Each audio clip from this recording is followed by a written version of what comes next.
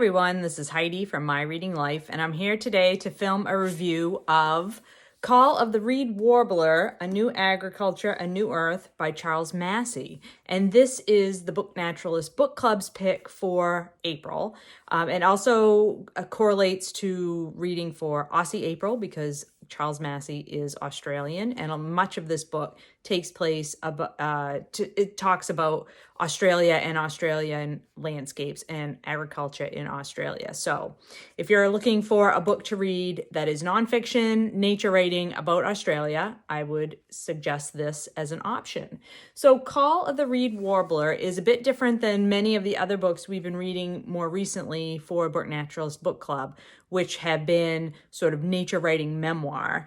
This is much more, I would say, scientific in tone. This is very much a collection of case studies of people who are involved in regenerative agriculture. So Charles Massy is, as I said, Australian. He has been a farmer for much of his career.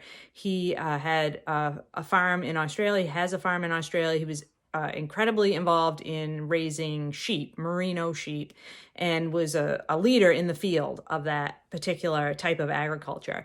And about the time of the late 70s, early 80s, there was a horrific drought in Australia, and that degeneration of the landscape led him to rethinking how he approached agriculture, and in fact led him to go back to school to get his PhD in human ecology. And so this book is sort of the culmination of all of his learning and thinking. I think it actually led directly from his PhD work in trying to trace the origins and the development of this term regenerative agriculture, which is fascinating.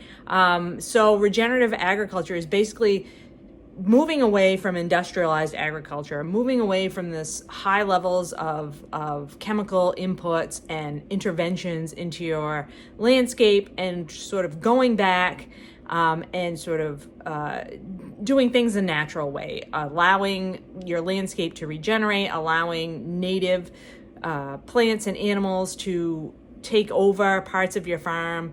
And in doing so, many of these farmers talked about in this book experienced better productivity, higher rates of yield, made more money, made their farm sustaining, were able to withstand drought conditions, just all around better for not just the farm and the productivity of the farm, but also to the ecosystem and the land and the people that lived on the land and the animals and plants that lived on the land. So really fascinating stuff. I will say that this type of writing is not what I would call lyrical.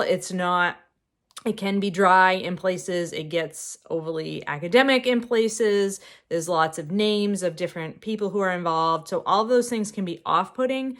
But if you can move beyond that, I think that the ideas and the concepts that Charles Massy is talking about are incredibly important. And really, there was a lot of stuff in here that I just had no idea about. I don't have a lot of knowledge about landscape ecology or agriculture in particular. I know like sort of general information, but this really delves into the specifics of, particularly in Australia and other places in the world where the climate is not what you would call ideally suited for industrial agriculture. So these are not landscapes like much of the United States or of Europe, places where, you would consider those green belts where there's plenty of rain during the year, lots of greenery and all that sort of thing. Australia is a dry climate. It's more of a bushland, grasslands. It's much more similar in nature to Africa and the grasslands and savannas of Africa.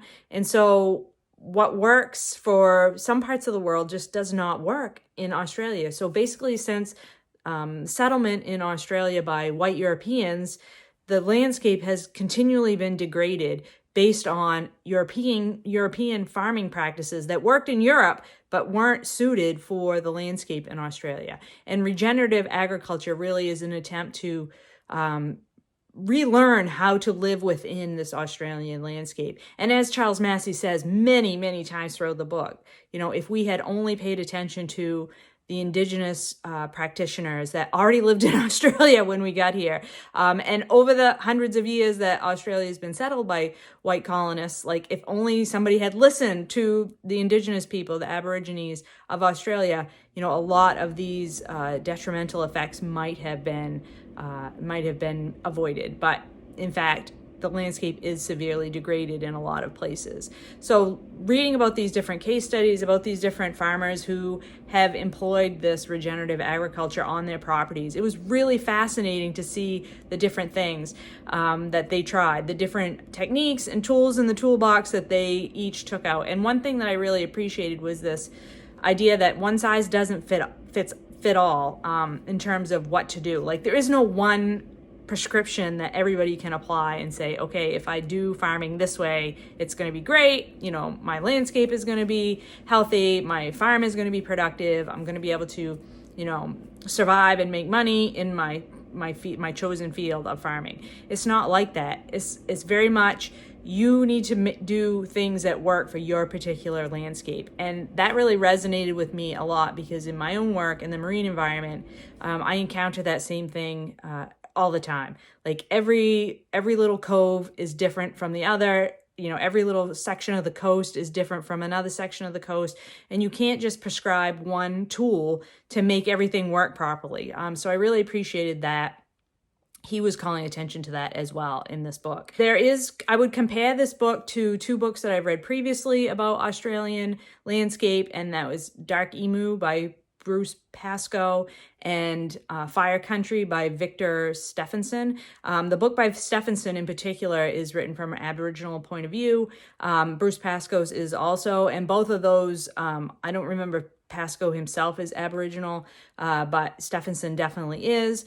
And those two books also talked about the use of Firestick Management, where Indigenous people would burn mosaics within the landscape during specific times of year and under specific conditions in order to maintain and to manage their landscape, basically, for agricultural purposes. And so this book resonates with that.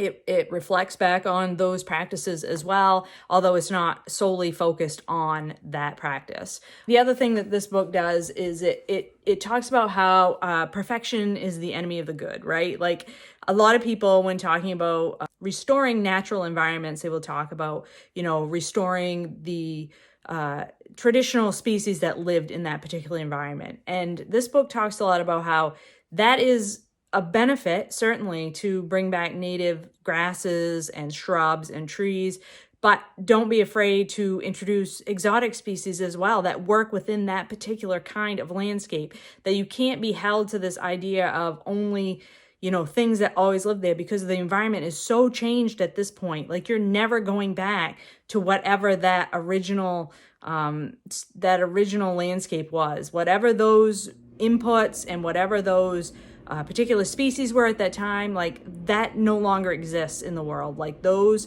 conditions no longer exist. All of those species may no longer exist. So you can't be tied to this idea that you're going to return to some pre-colonial contact environment. It's just not possible in most cases. So that you need to make it the best that you can be. You need to provide opportunities for the landscape for the ecosystem to get to its own healthy processes. So, allow the vegetation to grow, allow the fungi network underneath to be healthy, allow the birds and the insects and the animals to live on your property and all these things. And if you let it, nature will take over and make the system function. And I appreciated that, like this idea that we have to somehow return to this perfectly pristine habitat and environment that existed some time ago, is probably not realistic in most situations. So I appreciated that as well. I appreciated his descriptions of industrial agriculture and how that works, and how it's very much like drug addiction, always requiring more and more chemicals in order to work, always requiring you to, increase your ingestion in order to make it work.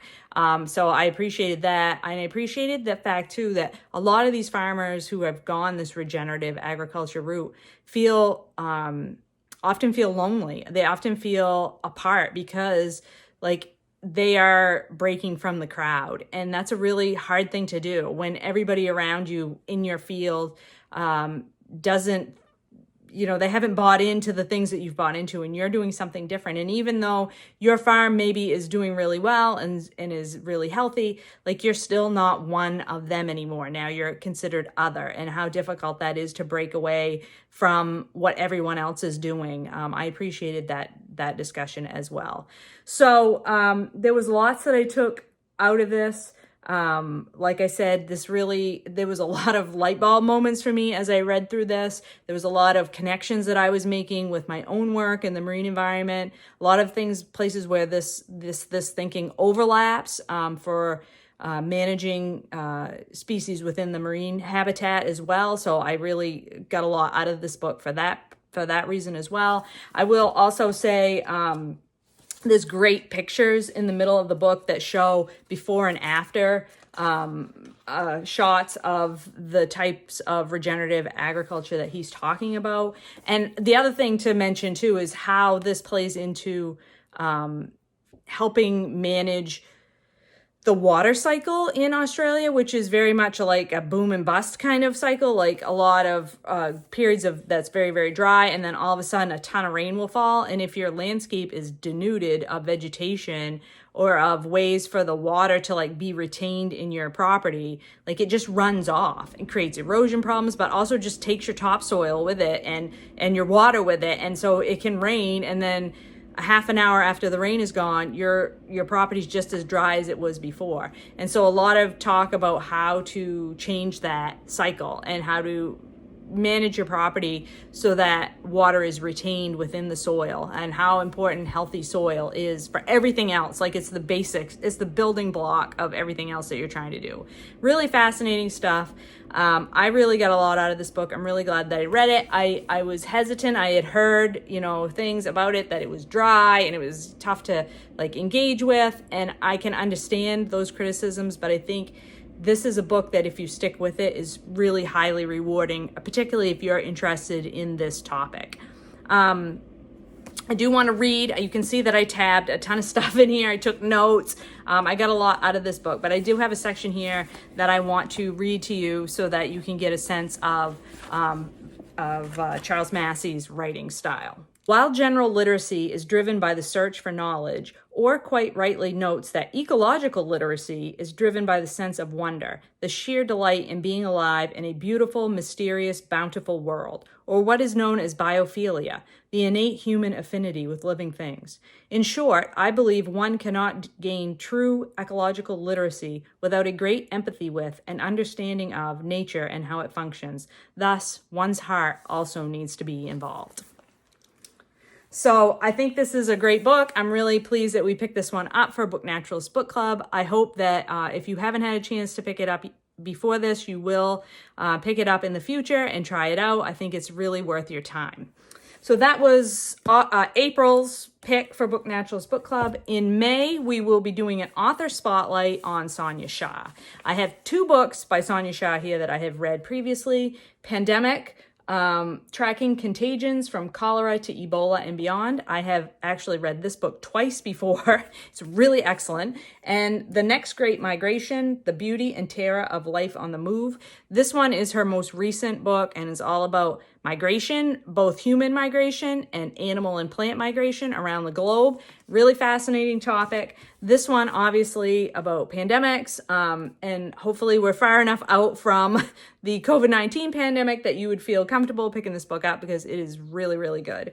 She also wrote a book called The Fever, and I think that's the book that I will pick up in May. I can get a copy of it on Scribd, and so I think I will try that one out since I've already read these 2 by Sonia Shah. But that will be the May Book Naturalist Book Club pick is Author Spotlight on Sonia Shah. So I hope that you will join us in May for reading something by that author. Until that time, please let me know down in the comments if you did read Call of the Reed Warbler, or if you're planning to read something by Sonia Shah in the month of May. I would love to hear it. I hope you're all doing well and finding some great books to read. I will talk to you later.